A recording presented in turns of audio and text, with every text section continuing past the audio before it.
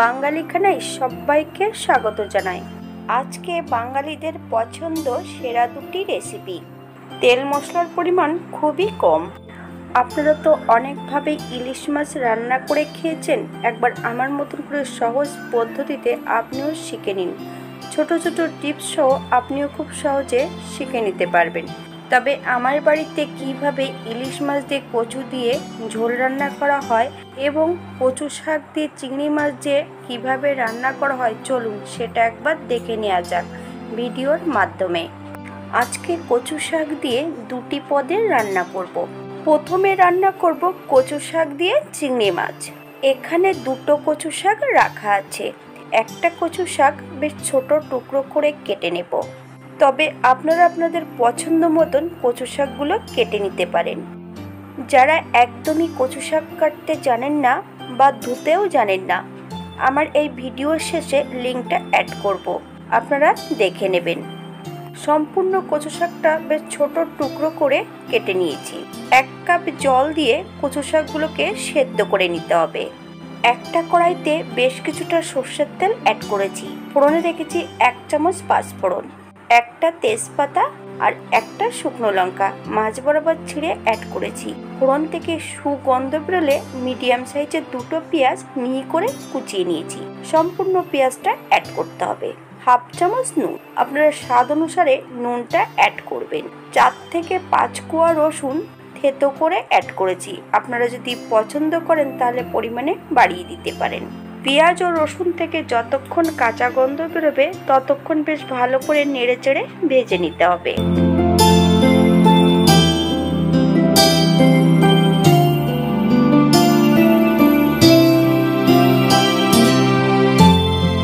এই পর্যায়ে অ্যাড করব 1 চামচ আদা, জিরে, ধনে, শুকনো লঙ্কা একসঙ্গে বেটে রেখেছি। এই মশলাটা বেটে ডিপ ফ্রিজে রেখে দিতে পারেন, অনেক দিন আপনাদের এই মশলাটা থাকবে। আমি জাস্ট ডিপ ফ্রিজ থেকে বের করে রান্নাটা করছি, কিন্তু ডিপ ফ্রিজে রেখে দিলে কখনোই বরফ হবে না। ভিডিওর শেষে লিঙ্কটা অ্যাড করব, আপনারা দেখে নেবেন। বেশ কিছুটা কাঁচা লঙ্কা ফালি দিয়ে অ্যাড করেছি। অল্প কিছু চিংড়ি মাছ, 1/2 চামচ হলুদ গুঁড়ো। 1 থেকে 2 মিনিটের মতন মশলা ও মাছ সহ বেশ ভালো করে নেড়ে নিতে হবে। আপনারা লঙ্কাটা যদি পছন্দ করেন তাহলে পরিমাণে বাড়িয়ে দিতে পারেন।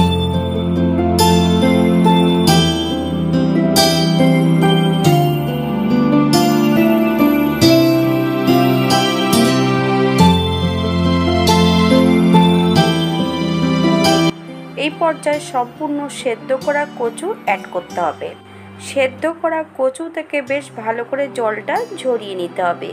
মিডিয়াম আছে 5 থেকে 7 মিনিটের মতন নেড়ে নিতে হবে। অনবদ্য নাড়তে হবে যাতে কড়ার নিচটাতে লেগে না যায়।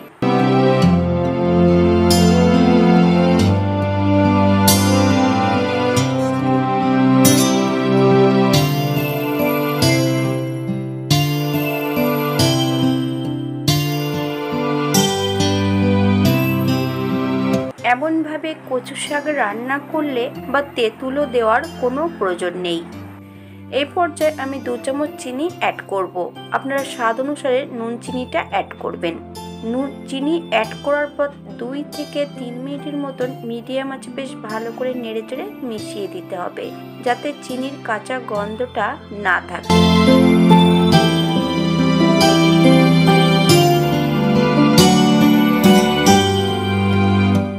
এই কচু শাকের বিভিন্ন ধরনের রেসিপি আমার চ্যানেলে দেওয়া আছে, যদি আপনারা পছন্দ করেন তাহলে ভিডিওগুলো দেখে নিতে পারেন। নিরামিষ রেসিপিও পেয়ে যাবেন।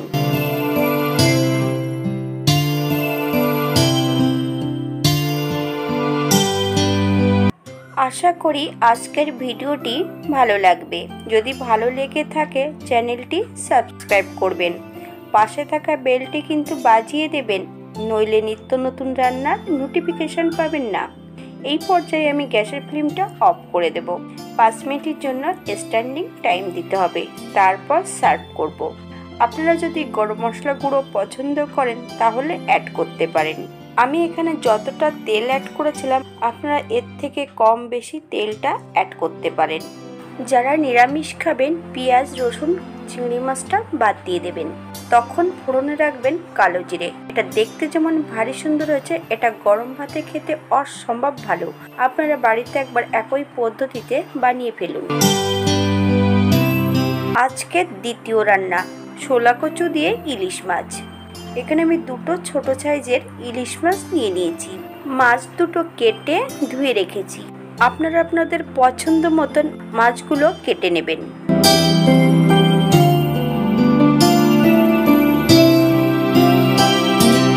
এক চামচ নুন আর 1 চামচ হলুদ গুঁড়ো মাছের গায়ে বেশ সুন্দর করে লাগিয়ে নিতে হবে। নুন হলুদ লাগানোর পর মাছগুলো 10 মিনিটের জন্য রেস্টে রেখে দেব। আপনাদের হাতে যদি সময় থাকে তাহলে বেশি সময় রেখে দিতে পারেন।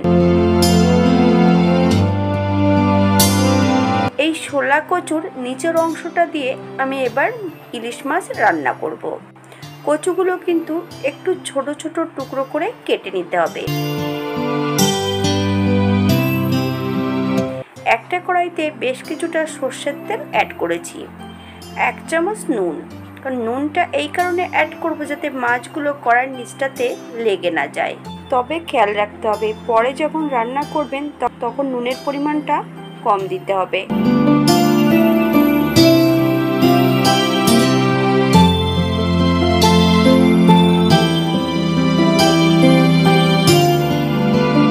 এবার এক এক করে সম্পূর্ণ মাছগুলো ভেজে নেব।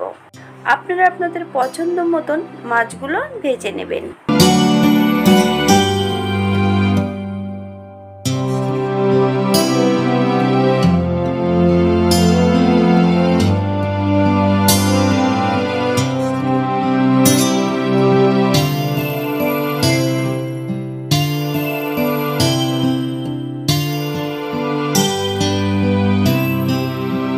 এই পর্যায়ে সম্পূর্ণ মাছগুলো ভেজে নিয়েছি। কচুগুলোকে ছোট ছোট টুকরো করে কেটে রেখেছি।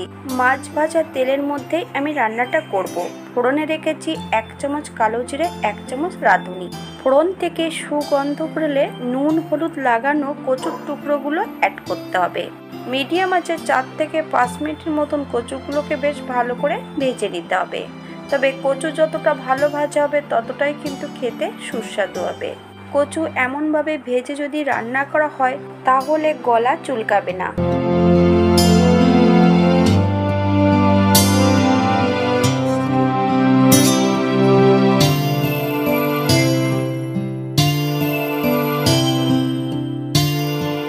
এই পর্যায়ে অ্যাড করব বেশ কিছুটা কাঁচা লঙ্কা। আমি কাঁচা লঙ্কাগুলো ফালি দিয়ে অ্যাড করেছি। আপনারা যদি পছন্দ করেন তাহলে পরিমাণে বাড়িয়ে দিতে পারেন। 1/2 চামচ হলুদ গুঁড়ো, আদা জিরে ধনে শুকনো লঙ্কা একসঙ্গে বেটে রাখা আছে 1.5 চামচের মতন অ্যাড করব। মশলা সহ কচু দিয়ে বেশ 1 থেকে 2 মিনিটের মতন ভেজে নিতে হবে। এই পর্যায়ে মশলা ধোয়া বাটি থেকে সামান্য একটু জল অ্যাড করব। কচু ও মশলা দিয়ে বেশ ভালো করে 3 থেকে 4 মিনিটের মতন মিডিয়াম আঁচে কষিয়ে নিতে হবে। এই পর্যায়ে সামান্য একটু নুন অ্যাড করব। আগে কিন্তু আমি নুন অ্যাড করেছি, তাই অল্প নুন এই পর্যায়ে আমি অ্যাড করব। মশলা থেকে তেল ছেড়ে দিয়েছে, তবু 1 মিনিটের মতন আবারও আমি মশলাটা ভালো করে কষিয়ে নেব।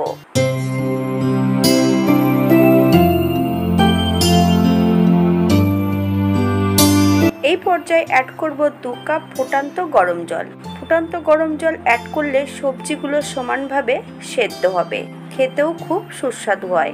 আপনাদের যতটা গ্রেভির প্রয়োজন ততটাই জল অ্যাড করবেন।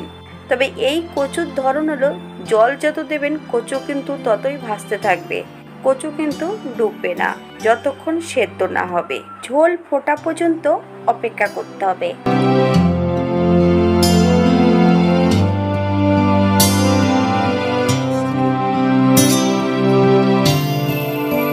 পর্যায়ে সম্পূর্ণ ভাজা মাছগুলো অ্যাড করতে হবে। মাছগুলোকে হালকা হাতে একটু নেড়ে চেড়ে সেট করে দিতে হবে।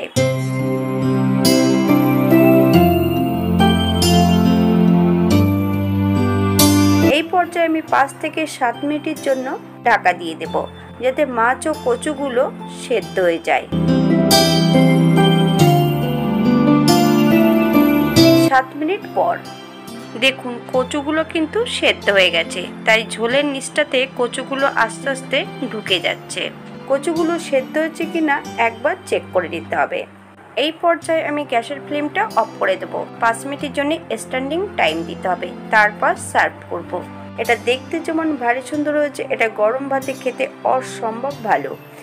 আপনারা একবার বাড়িতে একই পদ্ধতিতে বানিয়ে ফেলুন। একই পদ্ধতিতে আরও 2-1 রকমের মাছ আপনারা রান্না করতে পারবেন, যেমন রুই মাছ, কাতলা মাছ, তেলাপিয়া মাছ। ঠিক একইভাবে আপনারা রান্নাটা করে নিতে পারবেন। ভিডিওটি এই পর্যন্ত। সবাই সুস্থ থাকবেন, ভালো থাকবেন। নতুন ও পুরনো সকল বন্ধুদের ভিডিওটি দেখার জন্য ধন্যবাদ।